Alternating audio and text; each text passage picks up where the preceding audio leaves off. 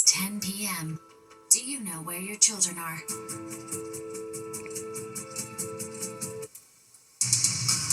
Right now on the 10 o'clock news.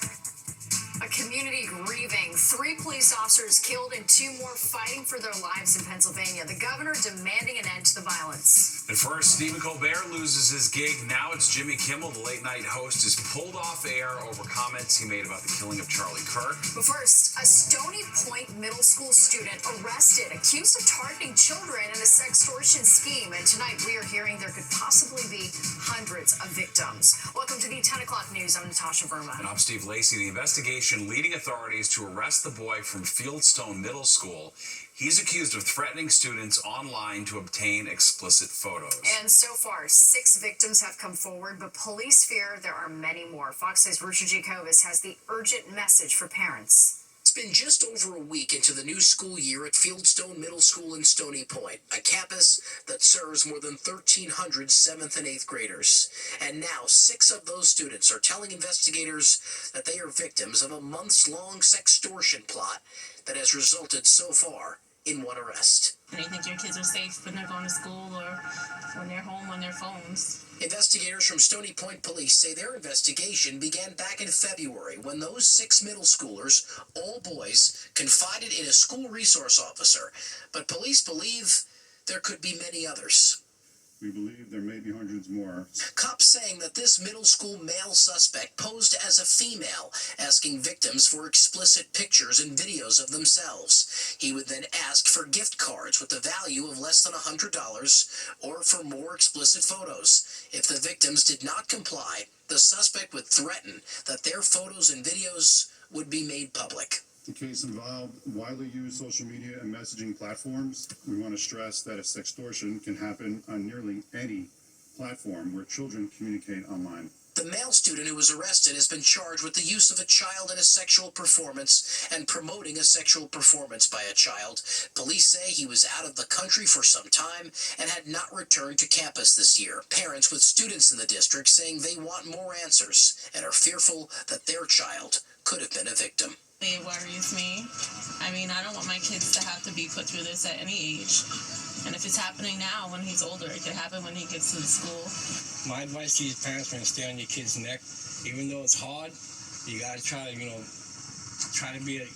proactive as possible to stay on their backs. Police tonight are pleading with parents here in the North Rockland School District to talk with their children and find out if they fell victim to this sextortion plot. And if they did, have them come forward. Police, along with the district, will be hosting sextortion forums for students in the coming days. If parents have any information that can help Stony Point Police, call them at 845-786-2422.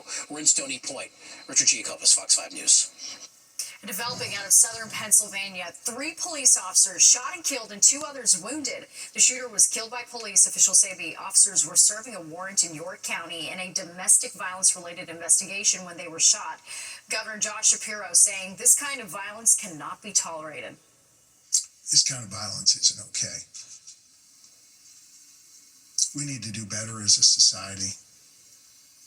We need to help the people who think that picking up a gun, picking up a weapon is the answer to resolving disputes so we don't have to deal with tragedies like this. The 2 wounded officers are in critical but stable condition. Well, breaking entertainment news, late-night host Jimmy Kimmel pulled off air indefinitely over comments he made about Charlie Kirk. And the network's decision coming after the FCC chairman suggested he might take action against ABC. Fox 5's Linda Schmidt is live in the newsroom with the breaking developments. Big news, Linda. Very big news. He is out indefinitely, and it starts with tonight's show. Now, the move comes after Nexstar Media Group, which has TV stations in 32 markets across this country, said it will be replacing Kimmel's late night show on all of its stations that are affiliated with ABC. Now, this all surrounds Jimmy Kimmel's monologue on Monday night, talking about the man charged with assassinating conservative activist Charlie Kirk. Authorities have said 22-year-old Tyler Robinson of Utah had become more politically radicalized in that he has a romantic relationship with his roommate, who is a man transitioning to a woman. The alleged shooter's parents also saying their son's political beliefs had become more left-leaning.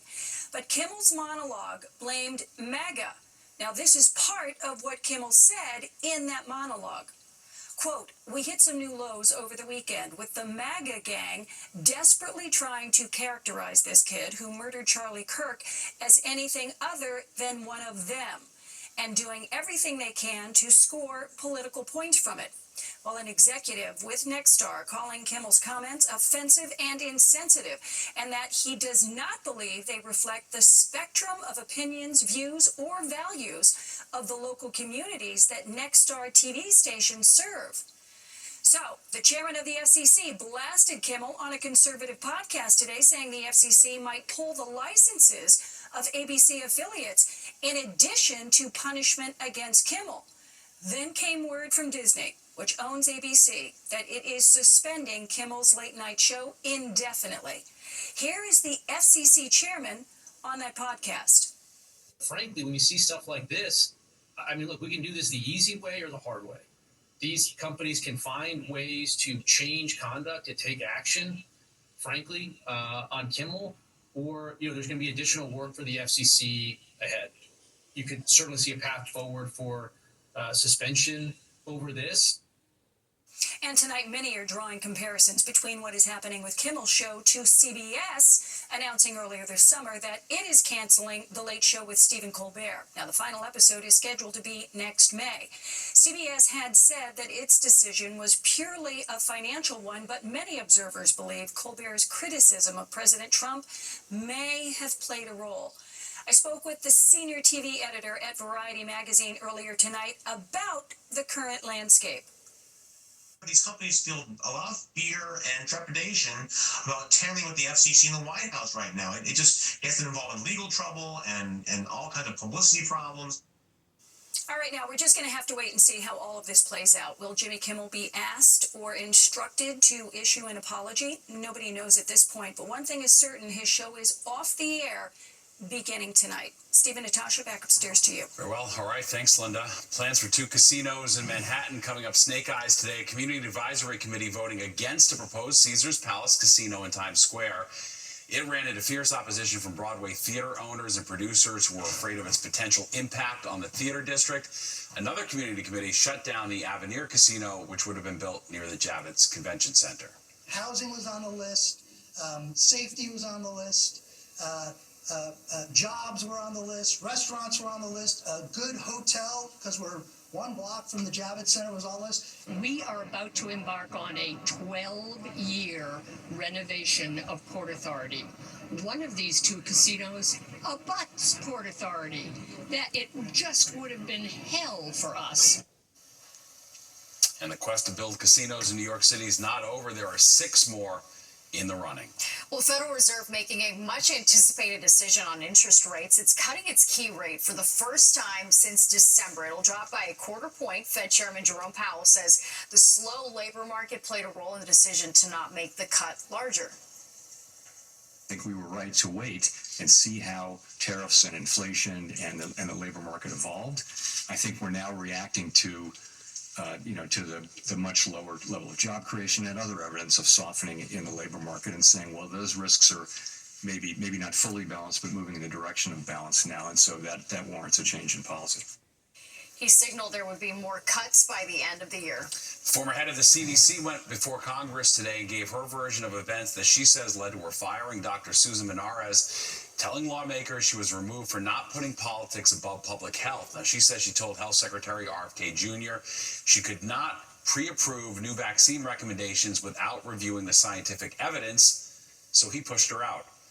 Secretary Kennedy demanded 2 things of me that were inconsistent with my oath of office and the ethics required of a public official. He said if I was unwilling to do both, I should resign. Menares was fired less than a month after being appointed CDC director. Mayor Adams calling for a ban on carriage horses in New York City. He's asking the city council to pass riders' law that will phase out horse-drawn carriages and replace them with electric alternatives. In a statement, the Transport Workers Union that represents the horse carriage drivers called Adams' decision a betrayal, claiming that Adams is now siding with real estate developers who want the West Side stables vacated so they can build luxury apartments and corporate offices. What a ban would do is it would make 200 horses homeless. It would destroy 68 small businesses, as well as the 3 carriage stables that are businesses in their own rights. And it would just throw 170 carriage drivers out of work.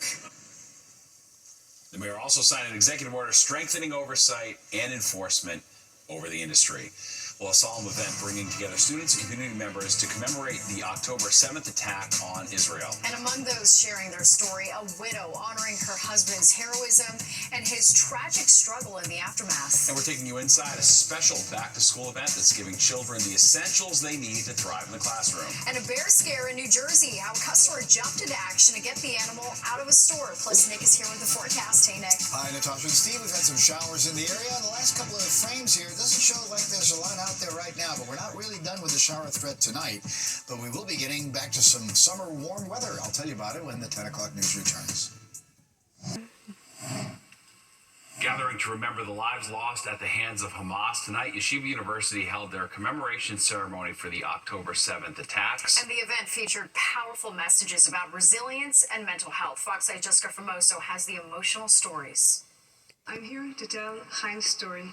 Irit Ben-Ari took the stage of Yeshiva University Wednesday night to remember her husband, Chaim. Children was his life, and seeing them in that state was terrible for him. And 2.5 weeks later, he died of suicide. Chaim, an Israeli school bus driver, jumped into action on October 7th, 2023, witnessing the horror of the Hamas attack. His wife says he helped evacuate more than 50 victims in his school bus. The majority of the victims were young children. Irit says what her husband saw was traumatic, so traumatic that 2.5 weeks later, he took his own life. He was found inside the bus she says he loved so much, where every day he would transport children to and from school. I think that driving children and babies in such a terrible state was horrible for him.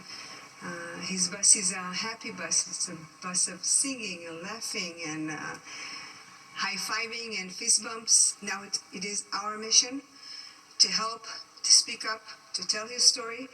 And we always say that his death, tragic as it may be, was second of an amazing life. An amazing life of a hero, a life she wants the world to know about. Those who gathered to remember the lives lost and those still held hostage reflect on yet another anniversary of the Hamas attacks that changed the lives of so many in the Jewish community. We are inspired by the stories of what happened and the heroes of October 7th who risked their lives to save others. We're holding on for dear life for the people who are still here, but to remember the ones who we lost is really important. Never forgetting their heroism. In Washington Heights, I'm Jessica Formoso, Fox 5 News. Well, federal officials in Pennsylvania are investigating what they're calling a targeted attack. A man charged with ramming his car into a security gate at the FBI field office in Pittsburgh early this morning. Officials say he then took out an American flag and threw it over the gate. The suspect has been identified as Donald Henson. No one was hurt in the incident. Today, students at Utah Valley University returned to classes for the first time since conservative activist Charlie Kirk was killed on campus. Some students stood silently and stared down at the still barricaded courtyard where Kirk was shot a week ago. According to the university's website, mental health support will be provided to students and faculty for the remainder of the week. The campus will also hold a vigil for unity on Friday. The UK rolling out the red carpet for President Trump's state visit. It's been a day of pomp and circumstance for the president and the first lady. The Trumps were welcomed to Windsor Castle in a traditional carriage ride. A guard of honor greeting the first couple after arriving at the castle. The president and King Charles then carried out a military inspection. Then it was off to a private lunch with the king, queen, and members of the royal family. The first couple then got a private tour of the royal collection of art and artifacts at Windsor Castle, and then it was tonight's lavish state banquet dinner where both King Charles and Trump gave a speech. Melania and I are deeply grateful to you and Queen Camilla for your extraordinary graciousness, and to William and Kate, thank you so much. It's been so great being with you today. Thank you very much. Trump's visit also was met with protesters in London. An FDNY investigation uncovers an illegal gambling parlor in Manhattan. Investigators were responding to complaints about illegal lithium-ion battery charging on Elizabeth Street. They say what they also found were gambling machines, counterfeit goods, and overall unsafe living conditions. FDNY Commissioner Robert Tucker called it a disaster waiting to happen. As of now, no arrests have been made, but the investigation is ongoing. And a dollar store in New Jersey got a visit from a very unexpected guest. Witnesses say a bear walked into the Dollar General in Vernon and roamed the aisles, even bit a woman on the leg. Another customer was able to lure the bear out of the store before it could do any more damage. We talked to some people who saw the bear. It was just like a zombie. Yeah. There was something, definitely he was sick. He wasn't interested in food. He wasn't interested in anything else, and he was just roaming. They were saying that they had hit him a few times with some rubber bullets just to try to get him to go away and back into the woods, but I think I heard that maybe even tranquilizer, but nothing affected him, and he just kept walking around. The bear was later euthanized and is being tested for rabies. Well, as the New York City race for mayor heats up, voters continue to voice their concerns with public safety, affordability, and overall standards of living being at the top of the list. Yeah, and in this week's episode of Street Soldiers, Lisa Evers takes a deep dive into the most important issues facing voters and how each candidate plans to win their vote. Here's her preview. It's a New York City mayoral race unlike any other we've ever seen before. An upstart candidate making headlines with powerful national friends and enemies, and voters wondering who will best address their key issues and offer real solutions.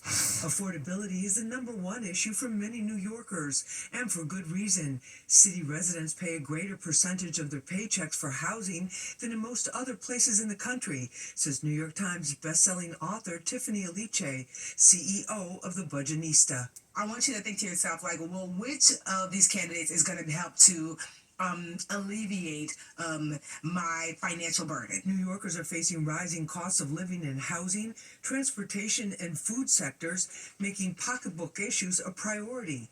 Newcomer Zoran Mamdani stepped in with some radical proposals for free services and clinched the Democratic Party nomination.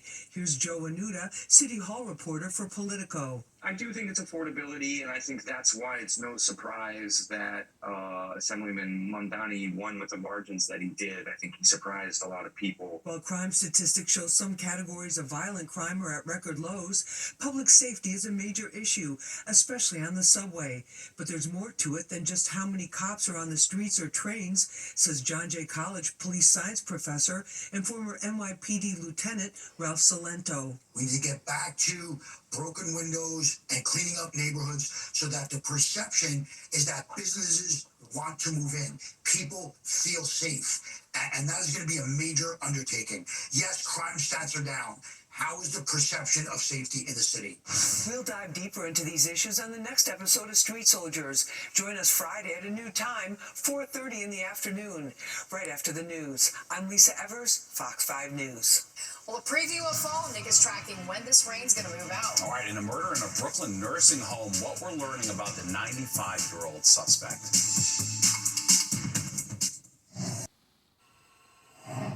Well, it definitely felt like fall out there. Gloomy skies, light rain, just blanketing the tri-state. But don't worry, we're still holding on to summer for just a little bit longer. Yeah, that's right. Chief Meteorologist Nick Gregory joins us now with a look at the forecast. Don't get all carried away thinking summer's over just yet, right, Nick? Exactly. We have temperatures heading back into the 80-degree range, even starting tomorrow. So that's something to look forward to. But, we didn't get out of the 60s in most of the area today. So that was definitely a little fall feel to the air.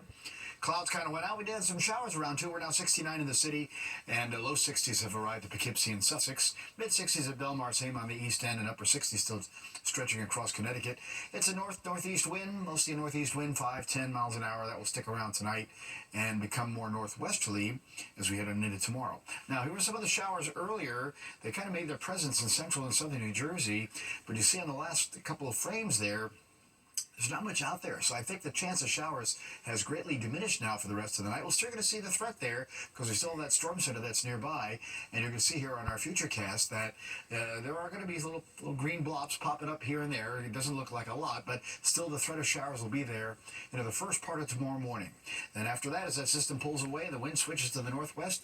Look what happens. The clouds break up by late morning into the afternoon. We end up with lots of sunshine. That's going to send the temperature right up to about 80 degrees in many spots.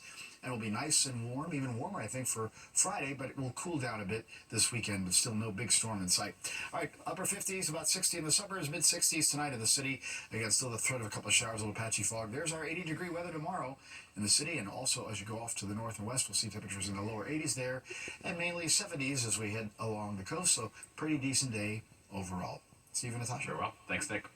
Well, a 95-year-old woman charged with murdering her roommate. All right, the alleged killing unfolding inside a nursing home, and those with family living in the facility, as you would imagine, are expressing concern. And another top New York Democrat uniting behind Zohran Mamdani. We're going to take you to the campaign trail and see what all 4 candidates are up to.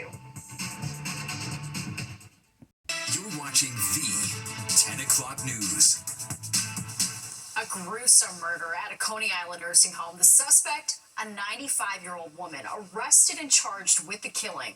Welcome back. I'm Natasha Verma. And I'm Steve Lacey. Authorities say the suspect attacked her 89-year-old roommate at the facility, bludgeoning her to death. Fox 8's Sharon Crowley shows us how the suspect's age could impact the case. I was terrified. I didn't know what to think, actually, and it's like the first thing I did was call to make sure my mom was okay and that nobody else got hurt. Kenyatta Hicks just learned police are investigating a murder that happened inside the Seagate Rehabilitation and Nursing Center in Coney Island.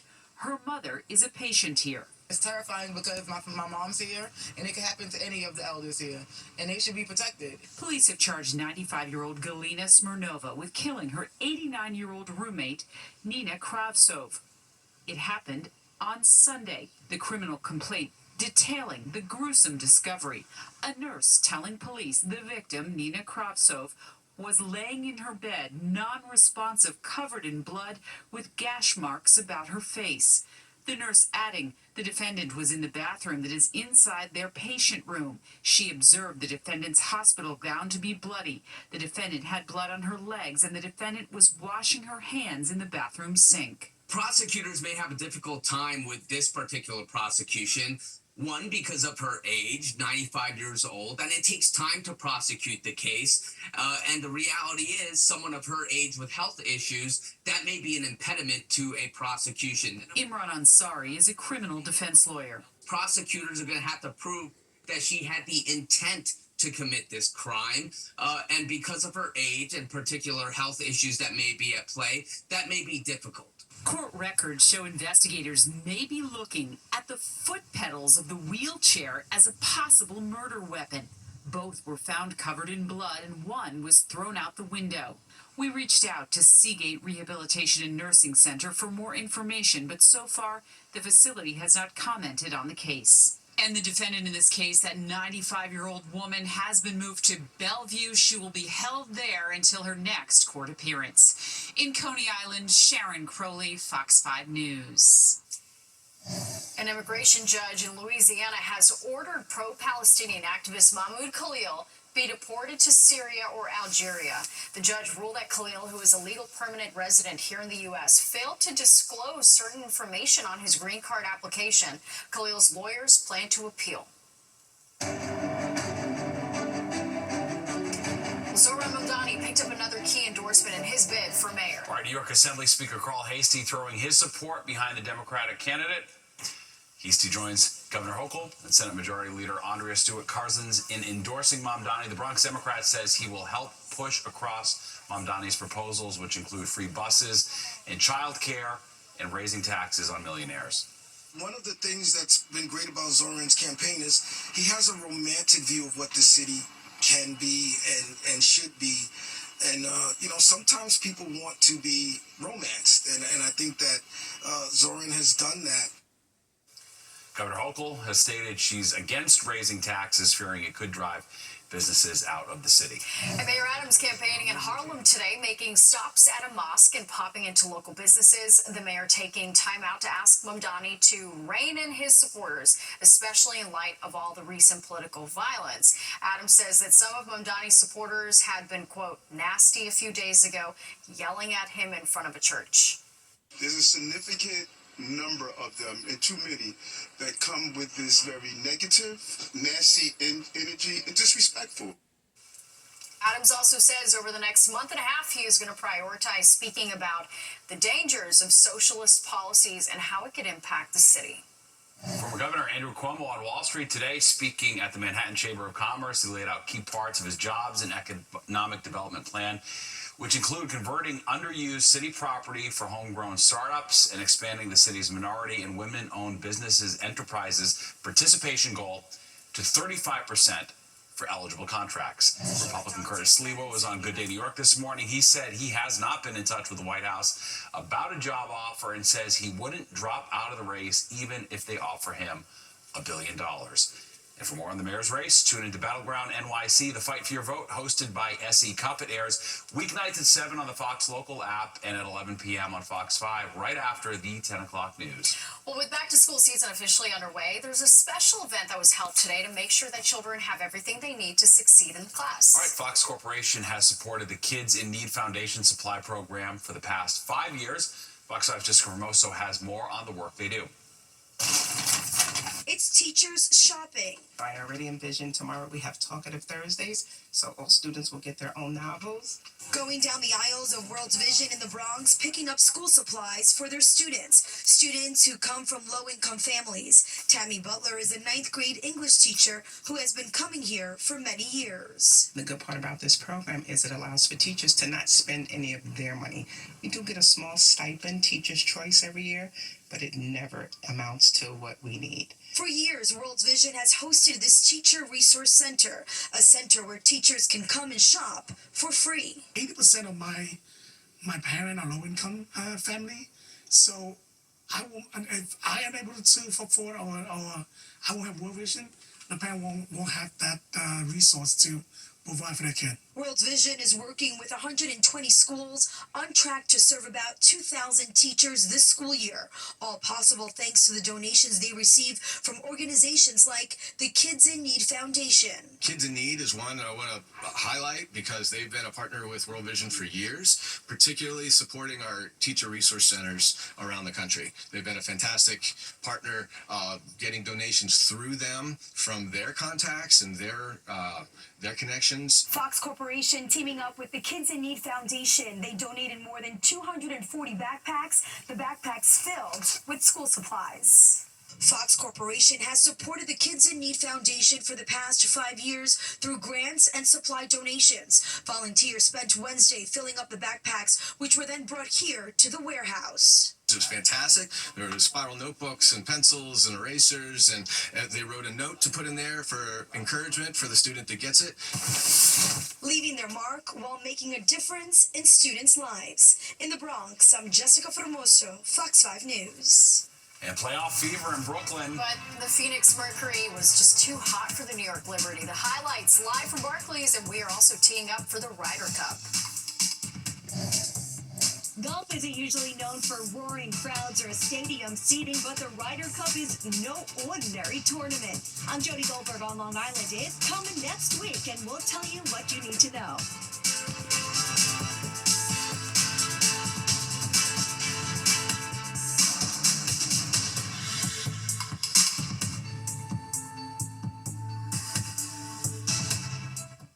In Brooklyn, the New York Liberty crumble in Game 2 of the playoffs against the Phoenix Mercury, losing 86-60. All right, Fox 5's Kendall Green's live in Brooklyn with a look at where the game went wrong. Kendall.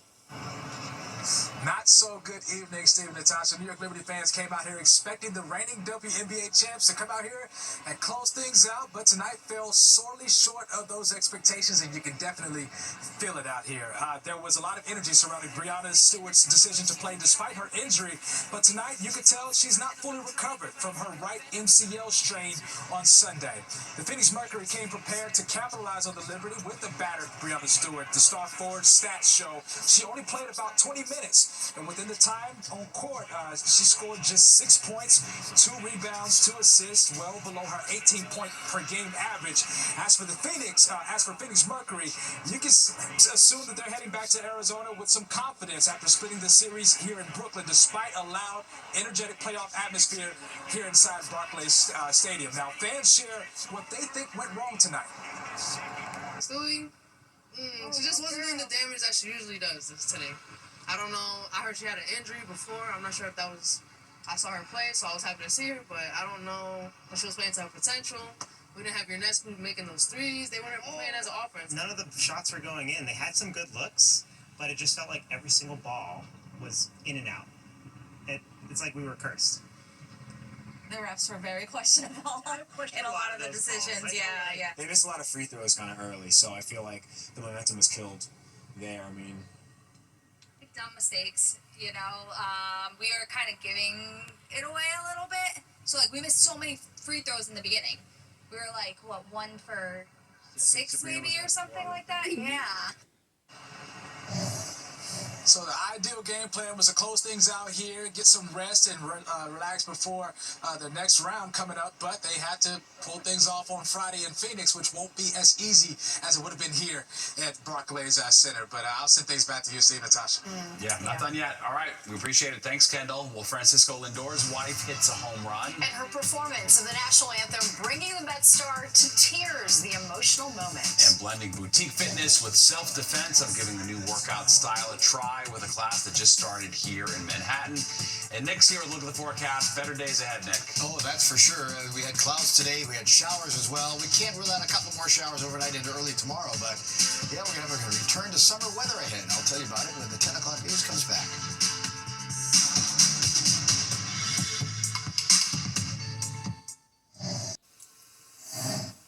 Welcome back. A new boutique fitness class is now open, but it's not just any workout class. That's right. It's called The Pack, and it combines exercise with real-world skills for self-defense. I signed up and gave it a try. The Pack is the latest entrant in the ultra-competitive world of high-end group workout classes. Let's all do it together for the camera. Everybody, up right now, up right now, up right now, up right now. It's a high-intensity interval training program with an emphasis on actual hitting. That's it. Sometimes you just gotta ball up your fist. You gotta know how to handle yourself in some sticky situations. Get in tight. So if somebody's close to you, I need you to use your leverage, your body weight. Class members run through strength training, cardio, and street self-defense over the course of the 50-minute session. Yeah, go ahead, flip your grip. Now you're working biceps and lats a little bit more. Pull. Even the Let's Get a Few Minutes of footage for a TV story version of the class, alongside Instagram meme god and the Pack investor Tank Sinatra, left me gasping for air. I think I've wasted 30 years of my life in a gym, is what I think. Me too. Did you take creatine before that? Oh, always. 10 milligrams. Come on. That's just the given part of the day. No, but it's funny, Tank, he's like me. He's like, he lifts weights. He doesn't do a ton of cardio. So, like, really, just going through, like, the 5-minute version of that class, I was sore for days. It's interesting. Like punching and like that action. Cardio, weightlifting, doing the squats and all that sort of stuff. That bike is the worst. The one where you have to power it. Oof. For sure. Yeah, it's a good workout, though. That's right. It's across from the Home Depot on 23rd Street, if you're curious. All right. Easy.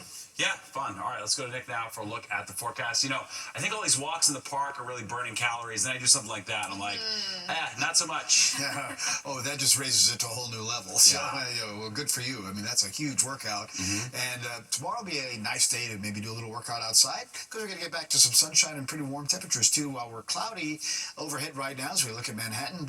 And we did finally manage to get to 70 today. That was the struggle. That's still, that was below average by 6 degrees or so. 63 this morning. And we'll be down in the middle 60s tomorrow morning. 93.45 of the records. 6:39 sunrise. Up Today's the last day. Sunset after 7 p.m. Tomorrow it'll set at 6:59, and it won't set after 7 o'clock again, I believe, until about the middle of March. So there you go. Cloudy, 68, and winds out of the northeast at 7. Humidity's high, pressure steady, but still not all that bad, 30.02. Well, here's a good sign here. Well, good and bad. I mean, we need the rain, of course, but we've had some showers around earlier that kind of petered out a little bit. Now, we can't rule out a couple more showers as the night goes along, but that threat has definitely diminished, so we're not going to be seeing as much in the forecast, but have the umbrella handy. Just might run into a shower or two until the early morning hours of Thursday. Right now it's low 60s, North Jersey, Hudson Valley, mid 60s there to Allentown to Belmar, 70 still at Newark, 60s on the island, and high 60s heading up from Bridgeport to Hartford, and calm wind up to the northeast wind elsewhere about 5 to 10. That wind will start out of the northeast tomorrow, then kick around to the northwest as the day goes along. So 70 degrees for the city of Newark, low 70s as you went inland, even Scranton though 77, 69 East Hampton, mid 70s up there to Hartford, and we went up further north where there was more sun. We got to 80 in Rochester today, 70s there, Albany, back towards Cleveland, 79.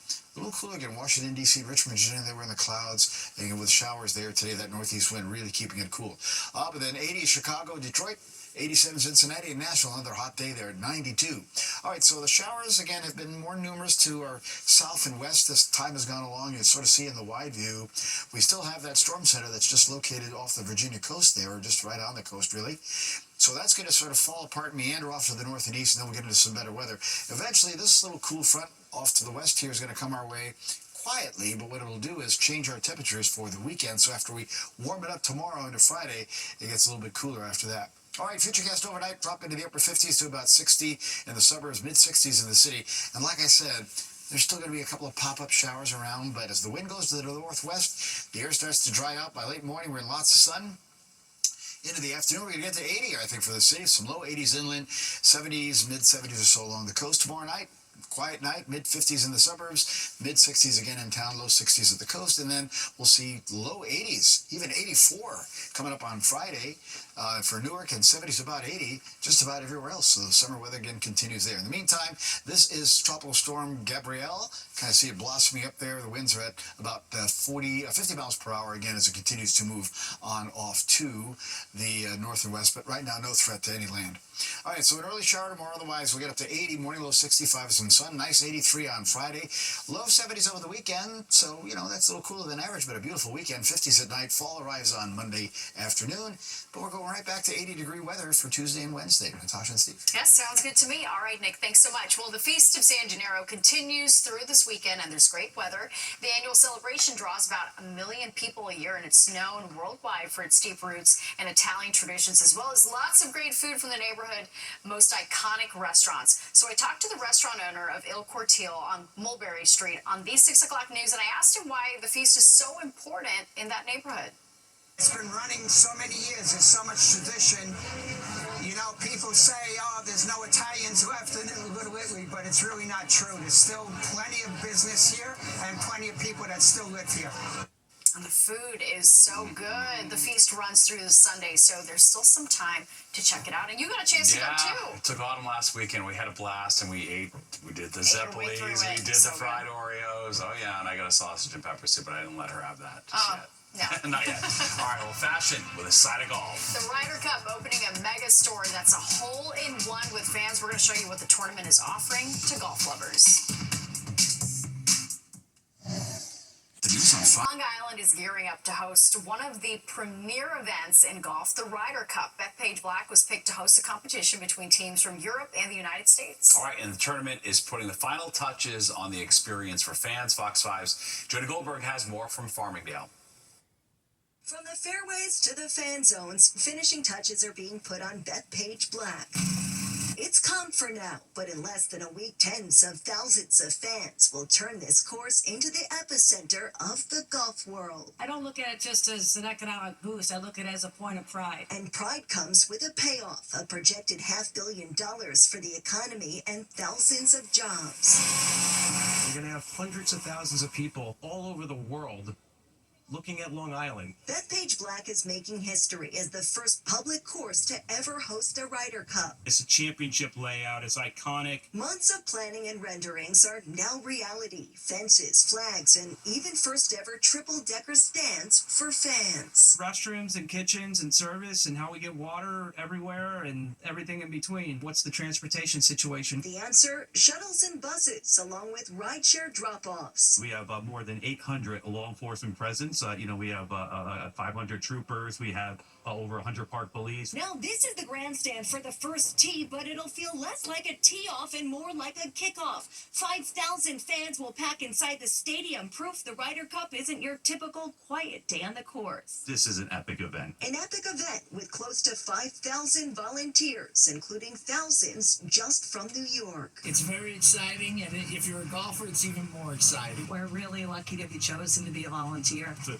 have the Ryder Cup in my backyard and the same courses that I play is just so exciting. As for swag, a 61,000 square foot merch tent with more than 1,500 items, including 300 hats. We have 70 cash registers. We've got hundreds of feet of queuing. I mean, it's not just the retail experience as far as what you pick, it's also making sure that your checkout is just as smooth. And at the center of it all, the shiny Ryder Cup trophy. It's going to be just a great event for everybody worldwide to watch. The countdown is officially on. In Farmingdale, Long Island, Jody Goldberg, Fox 5 News. All right, and there's more of the 10 o'clock news straight ahead. We'll be right back. Oh, a better way to ring in the new year. Fish announcing that they will be back for 4 shows at Madison Square Garden from December 28th through the 31st. You can request tickets at tickets.fish.com until noon on Monday. Tickets go on sale to the general public a week from Friday. Will Natasha be going to her second Fish show this year on the 28th? Goes to a Fish concert twice, makes it her whole identity. We'll see. She's hooked. All right, we got her right where we want her. Don't go anywhere. Battleground NYC. The fight for your vote is next at 11 with host S.E. Cup. And then stick around for Goodnight New York with Crystal Young and Ryan Christopher at 11:30. Do not want to miss it. Okay, that does it for us tonight. If you missed any part of the 10 o'clock news, you can always catch an encore on our free streaming app, Fox Local. Where you can stream our newscast anytime. Have a great night. We'll see you tomorrow.